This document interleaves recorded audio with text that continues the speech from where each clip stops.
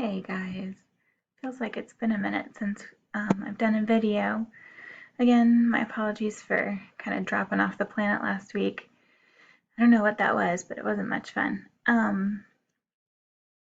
So hopefully this finds all of you healthy and happy and safe, especially with the new numbers that are coming out here in Texas. My mom and dad are in Iowa, and my mom called yesterday to just make sure that we were all still alive because she said that the news is making it sound like every single person in Texas is um, in the hospital. So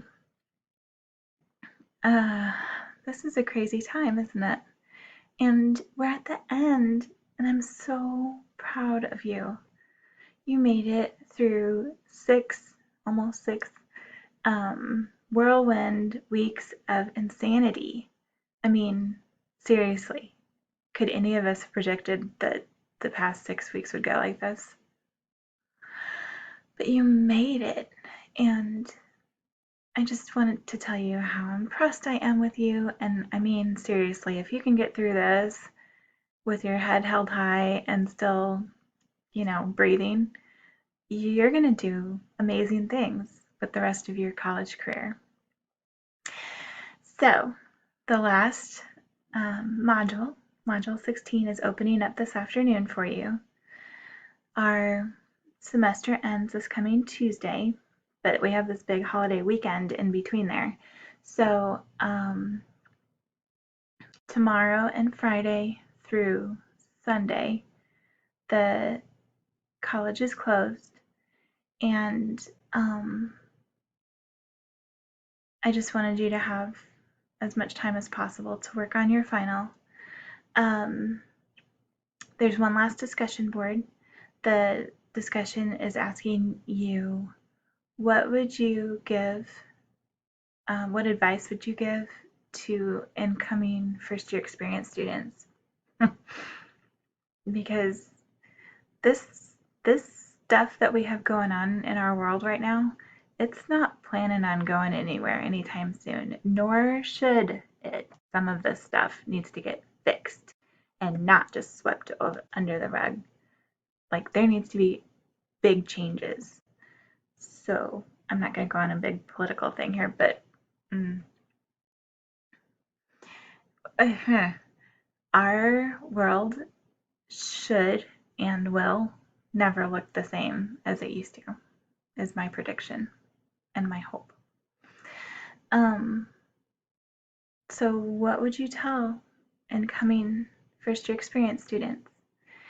Also, your final, I want you to take that letter to yourself that we started way back 6 weeks ago that I told you we were going to use for the final. That's time now. This is now. So I want you to look at that letter that you wrote to yourself when you're a little bitty baby, first year experience newbie, and what you thought college was all going to be about, and my opposite,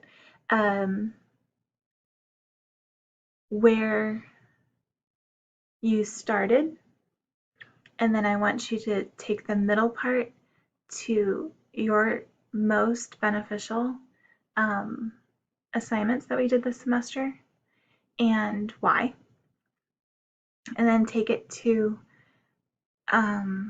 where do you see this going in the future for you? Okay, this is just the beginning of your next step, of the next chapter in your story, as Amy Purdy might say. So think about all the different things that we've done in the past 6 weeks. We've crammed a lot of stuff in here, right? And I just want you to reflect in your final, like, again, this is driving me crazy.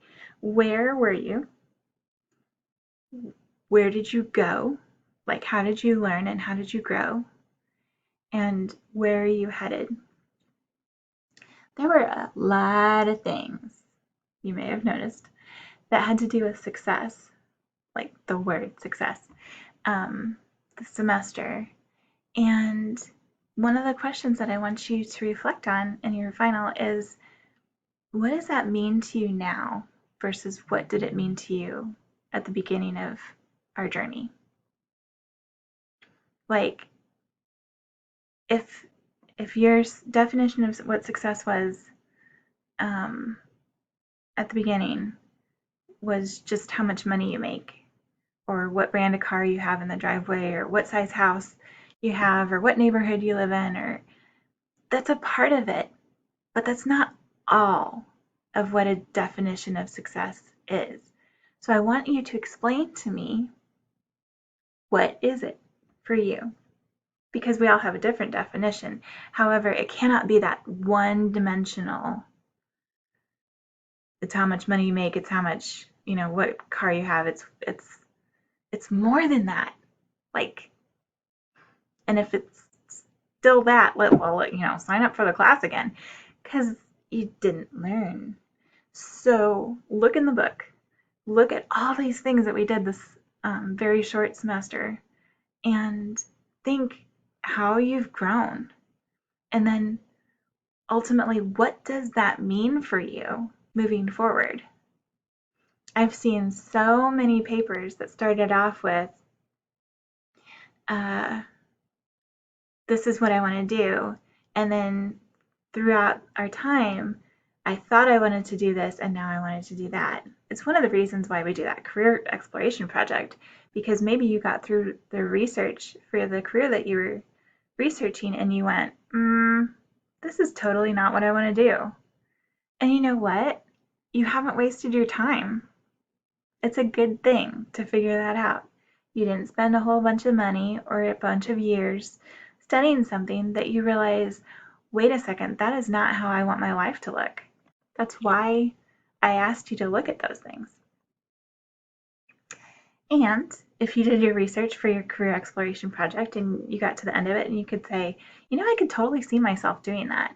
Well then, congratulations again. You also didn't waste your time, because now you have something to add to your list.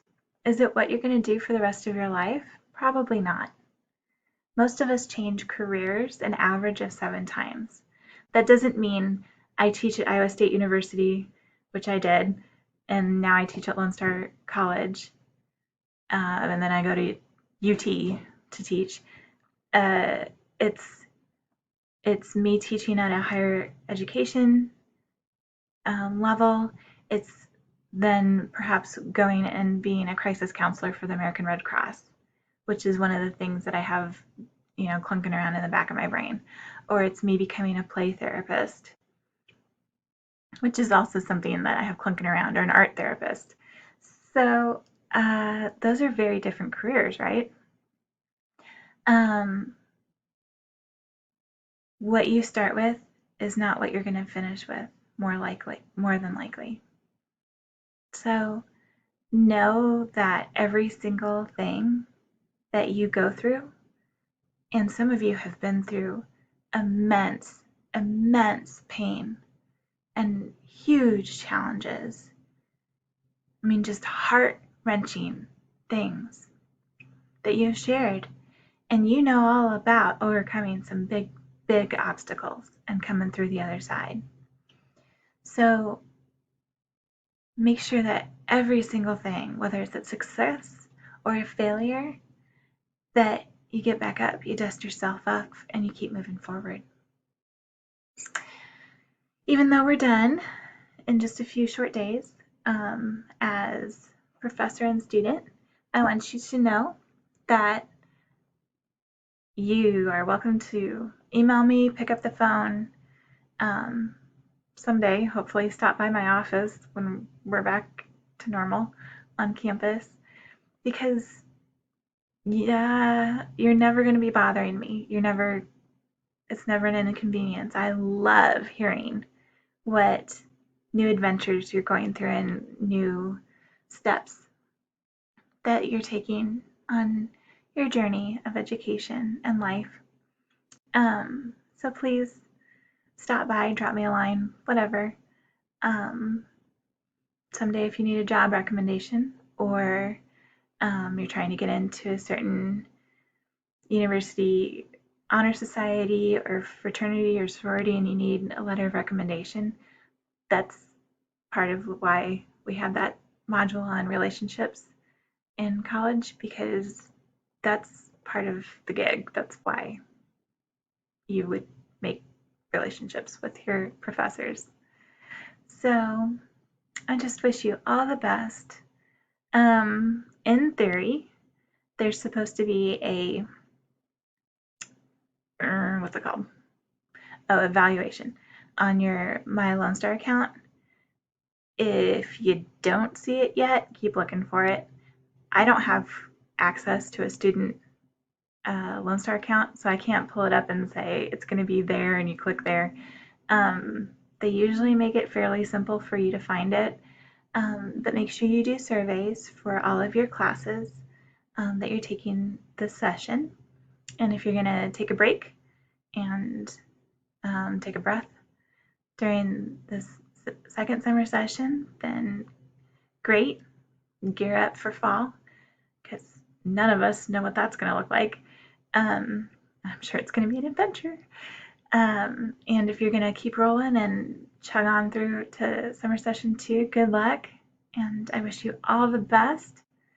And I'll probably make one more video next week, but I don't know.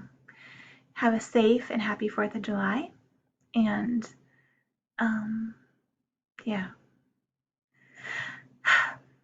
Bye, guys.